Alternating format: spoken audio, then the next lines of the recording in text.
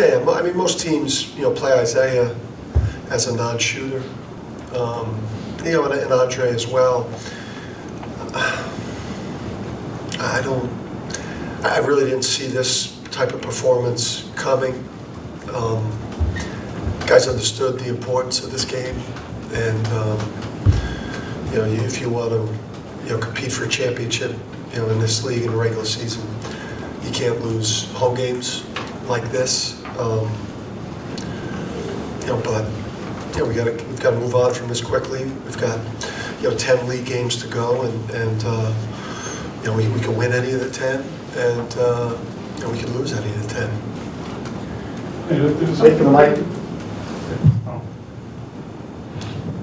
Is something Creighton does stylistically, offensively, or what, that gives you guys trouble? I mean, it's obviously the last couple of years, they've been close games, but something about their style? I don't think so. They scored 59 points here in a rock fight. The Big East tournament game was a pretty low-scoring game, so it wasn't. These haven't exactly been, offensive outbursts. No, they're tough to beat. Just because Greg does a good job. They got a great culture over there. I felt like they're coming in and having lost 2 in a row, and us having won 5 in a row. Maybe their level of desperation. This was a huge game for them. One that'll get them in the NCAA tournament. A big win for them, and we didn't play life or death until the second half. Did they do anything special on Adama? Even after the big guy went out, they fronted him, seemed to play him well. Does he have to demand the ball more, or guys have to find him a little better? No, Adama went 3 for 10. So I think he's got to be more of a, focus more on fundamentals and technique and like executing things, so he can get, the deeper catches. He's got to continue to, be coachable and be more fundamentally sound. You can't catch the ball off the block like it's an NBA game because it's not NBA rules. He's got to catch it deeper.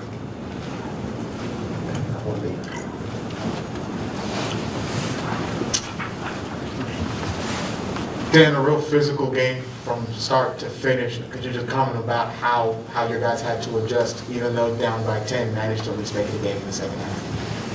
Yeah, listen, I just think in general that this had nothing to do with the outcome of the game, but you have to call more fouls. Call more fouls on us, call more fouls on the other team. At some point out there, it looked like both teams were getting mauled, and it's not. I don't think it's for them to have committed one foul. I think up until like the 18-minute mark of the first half. And again, it had not, like, outcome-wise on paper we should be the more physical team. That should be to our advantage. But I think just in general.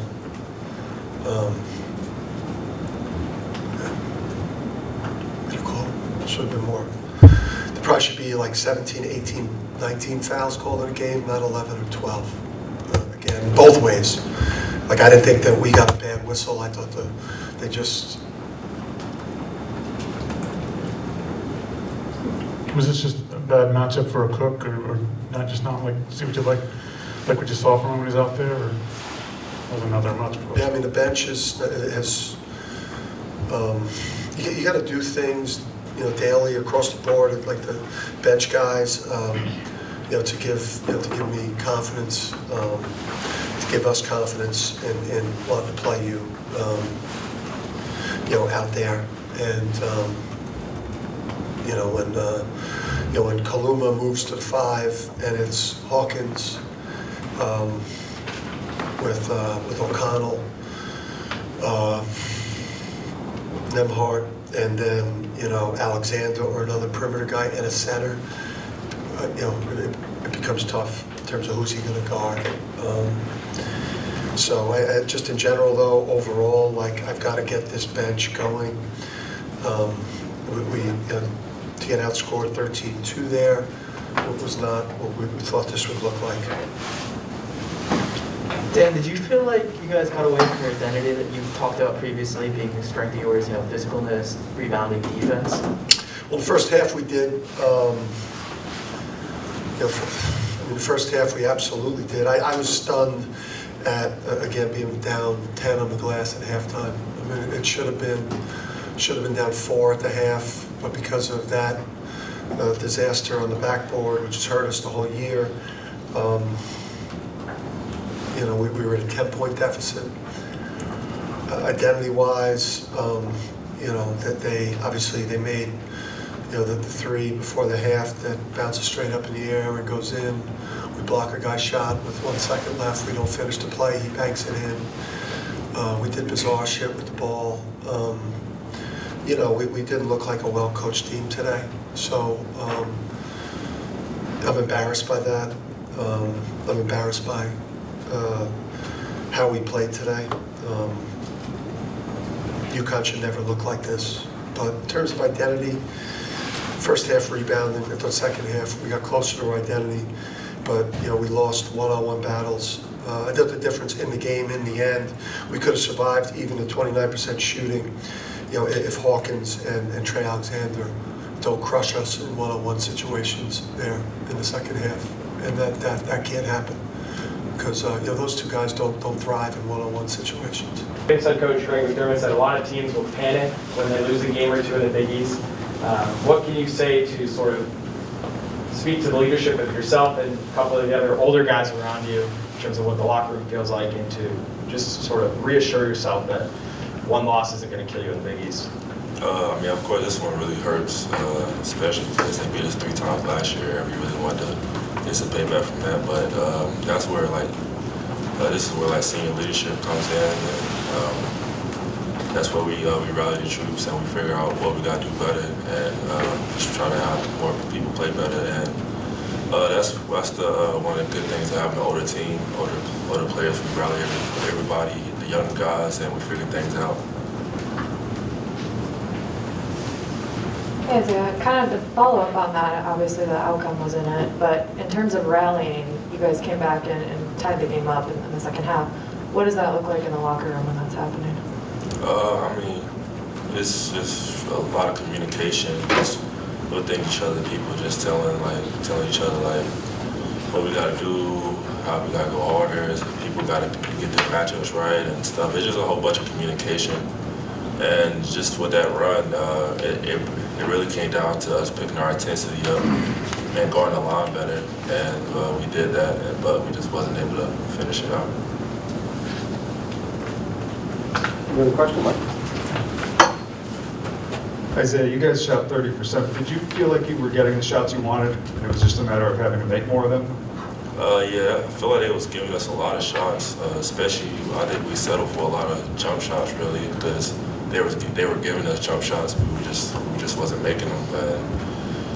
And then that kind of messed up a lot of people's rhythm. So when it came to super easy shots, just making layups, people's confidence was just messed up from missing a lot of jump shots. So that has a lot to do with people's rhythm, rhythm within the game. When you see a lot of shots go off and shots that you can make when they just missing, that mess with you mentally, and then that just mess with people throughout the whole game. Thank you. Isaiah, could you speak to the physical nature of the game? Coach said there weren't a lot of fouls called in the first half, but could you speak to how just physical it was for you guys out there? It's really physical. Really, every Big East game is really physical, and it was for a while. I think I know if he didn't play to the free throw line for a while. I don't know how long it was, but yeah. But it is what it is. We still needed to draw the ball a lot more aggressive, and that was on us really. We didn't really attack the rim with really any physicality like that. So we really can't really blame it on foul calls or anything. We wasn't really aggressive enough. Sorry, I just wanted to follow up on the next question. In terms of rhythm and shooting confidence, did that carry over from the ball game? Because obviously there was a lot of rhythm per se with everyone there? Yeah, just, I mean, yeah, and then a lot of stuff mentally, like sometimes people get in their own head. Like, I can't even look out for myself whenever I see like a bad miss. That sometimes gets in your head, and you're like, should I shoot the next one, or if I shoot it, are they gonna say something? So like, it's all about, like I said, like rhythm and how you feel mentally. Like, are you confident mentally? And I think from that last game, I feel like it kind of carried over a little bit. I feel like people's confidence is a little low, but we're gonna figure it out though. And that's again where senior leadership comes in and bring everybody confidence back up.